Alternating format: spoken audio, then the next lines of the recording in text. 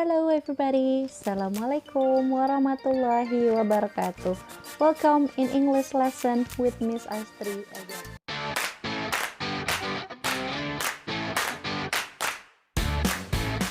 Today we are going to talk about the Chronological Information Report. So guys, today we are going to talk about first the definition of information report. Next, the purpose of the information report, and then the features of information report, and then later also we will talk about the fact and also the opinion, and the last is the exercise explanation. Okay, better check it out. Information report, which is in the last meeting, Ms Astri told you that there are two kinds of information report. The first is chronological and the second is non-chronological. But this time we talk about the chronological one. I want to review again that the chronological information report is a text that provides reader with information on chosen a topic by providing them or providing the reader with the fact.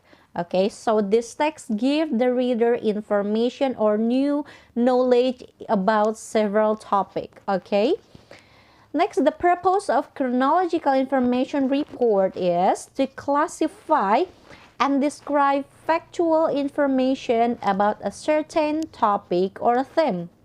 Alright, one more time, to classify and describe factual information about a certain topic or theme. The features of information report, the things that you need to know is the first, title. Every text will have its own title. Next, it's supposed to have subheading. Later, I will tell you what is the purpose of subheading itself. And then it is supposed to be written in chronological order. It has a lots of fact and it uses a lots of numbers inside the text itself. Now, let's dive deeper by analyze the features one by one. Okay, by looking into the Life in the Sea text on the textbook, page 42 until 43. Okay, the first features that we have right here is the title or heading. Okay, the function of the title in every text, it is to represent the whole text. For example, Life in the Sea, and many other titles that you can think that you can make by yourself, as long as this is a short sentence. It can be a phrase and it's supposed to represent the whole text. Okay, next, subheading. About the subheading itself, the function of subheading, here I want to explain the three functions of subheading itself. The first is to inform the reader of the topic of the paragraph itself. Next, to help organize the information in a text and to show what the paragraph is about. So by the way, this one will also comes up in the test, in the FOT or chapter test like that. Also mock test about the subheading. What is the function of subheading? To inform the reader about the topic of the paragraph, or to help organize the information in the text, or to show what the paragraph is about. Get it? Okay. You might pause and repeat again this video if you think my explanation way too fast. Okay? Let's go on into the example of the subheading. Take a look into this. The dead and gone, still here today. And this one is the example of the subheading that you can see in the text of Life in the Sea. The dead and gone, still here today. When you are about to make your own subheading, you should think what is the main idea in the paragraph. That is why the main idea is supposed to be that short, like that and gone. Oh, in that paragraph, we talk about dead and gone. The trilobite, which is already extinct, or the animals that's already gone, okay, or still here today. It means that paragraph represents the animal or the creatures that live a long time ago, but still here, but still alive until today. And in subheading, you are also allowed to make it in questions like, why do some animal become extinct? So the function of the question itself is to make the reader being involved in your paragraph. So to make them feeling involved, to make them become the part of your text, or might be you want to represent the reader's questions. Who knows? This also represent the reader's question as well. And then the last is food chain. Yeah, it is obviously clear, yeah, that the paragraph that you are talking about in there is the food chain. So that is the example of the subheading. Next feature is written in chronological order. As we know that chronological report in information report, of course, written in chronological order. What is chronological order? It is written in the order itself, okay, in the order, in a correct order, okay. For example, like this. In the text of Life in the Sea, the first paragraph, the main point is about life on Earth that began on the sea millions of years ago.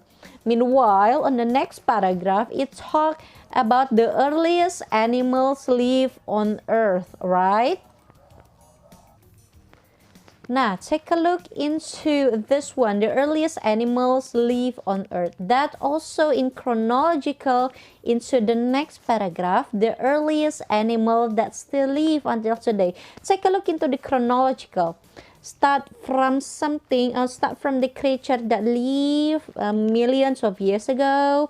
And then it talk about earliest animal live on Earth. And then after that, the earliest animal that still live until today. So, if it is in a non-chronological, you are allowed to put any fact, any data as you wish. But in this chronological order, you cannot put still live until today, and then talking about the history, talking about the things, animal that live on Earth in the very beginning, or whatever it is, it cannot. That's why it's supposed to be written in chronological order based on the history first, and then the living history, and then talk about the present of life, okay? That's the reason why some animals still, the animals extinct, and also one of the reason, the food chain itself. So take a look into the main idea right there. It is written in chronologically. First, the history. Second, it talk about the animals that live in history, and then the animals that live in history but still live until today. And then it talk about the reason why the earliest animal become extinct. And number 5 is the still related to the paragraph number 4, is one of the reason might be the food chain that is a change that makes some animals become extinct, okay. Next features that we have is the information report has a lot of fact and also use a lot of numbers to support the fact, because we know that the fact is something that can be proven. The fact is fact. The fact is the knowledge. The fact is the result of the research. Yeah, that is why it's used a lot of numbers, because the fact is something exact. Okay. For example, like this: the trilobites had jointed like an external skeleton, like insect and crab. That is the fact. Okay, because this is based on the research, based on the observation. Oh, the trilobites had jointed like an external skeleton. This is based on the observation of the researcher, yeah, that observed the trilobites that lived long time ago. Okay, and then number 2, brittle stars have a round central disc and 5 fragile jointed arms that can easily break. That's also a fact. Okay, because that's also the research, that's also the result of the experiment, result of observation, result of the research of the researcher itself, that brittle star have a round central disc and 5 fragile jointed arms. And then the trilobites live on Earth about 270 million years ago, and that's is a fact as well, and it's also used numbers to show that this is fact. Okay, the researcher has already found that they are live for about 270 million years ago. Okay, that is why mostly fact using numbers to show that it is exact. Okay, it is it has the proof. Get it? So how do we know that the sentence is fact or opinion? How do we know that the sentence is fact or opinion? This is also very good questions. Okay, that's why my friend will explain to you about the difference of fact and opinion. Check these videos one out. Fact and opinion. What is a fact? A fact is something that is always true. Facts can be proven. We can find facts by doing research in books, on the internet, or we could even do research of our own. Here's an example of a fact. Dogs need food and water to survive. This is always true. You could find this information in a book or on the internet. What is an opinion? An opinion is what you think or feel. It cannot be proven. Here's an example of an opinion. Dogs are the best pets. That's what I think. I love dogs. That's how I feel. But these are just my opinions because someone could say, no way, cats are the best pets. Let's see what you learned. Fact or opinion? The sun is hot. You're right, it's a fact. This can be proven. We can prove it by doing research in a book or on the internet. Fact or opinion? Coffee is delicious.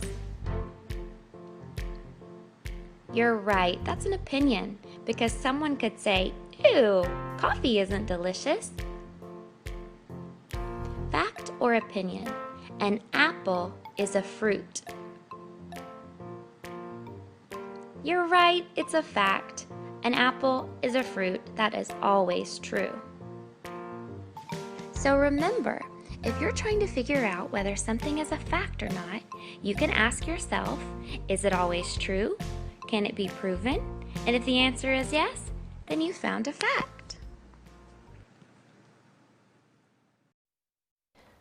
Nah, after you watch the video explanation of Ms Astri's friend, now let's review again the things that we have already learned today about the features of information report. Okay? Previously, we have already learned about the information report have features. For the first is title or heading. Every text supposed to have the title. If it is not, the reader doesn't know what is this text about. The title is supposed to represent the text. And then the information report should have the subheading. What is the function of subheading? You can go back to my explanation previously to check what is the function of subheading itself. And subheading is play important role in every text. Okay? And also the information report, it is written in chronological order, especially if it is chronological report of information report. Get it? And also it has a lot of facts and it uses a lot of numbers. So that is the features of information report. Nah, Guys, after this, can you please go to the Google form that Ms Astri has already mentioned in the assignment. Okay, you can click in the assignment to the Google form. Do the exercise. Make sure it is submitted properly. Okay, do it in calm mode. Do not in hurry. Okay, make sure you have already witnessed with your eyes that it is already submitted. And then after that, after you make sure that it is already submitted, you can go back to Google Classroom and don't forget to click mark as done. One more time. Do the Google form in calm mode. Do not in hurry. Okay, after that, when you have already finished, click submit and witness with your eyes that you have already submitted successfully. After that, going back to Google Classroom and click mark as done. Okay, so Mr. Dolphin and Mr. Turtle is sign out. That's also Ms. Astri will sign out. Thank you so much for watching this video. I hope all of you understand my explanation. See you in the next meeting. Wassalamualaikum warahmatullahi wabarakatuh. Bye.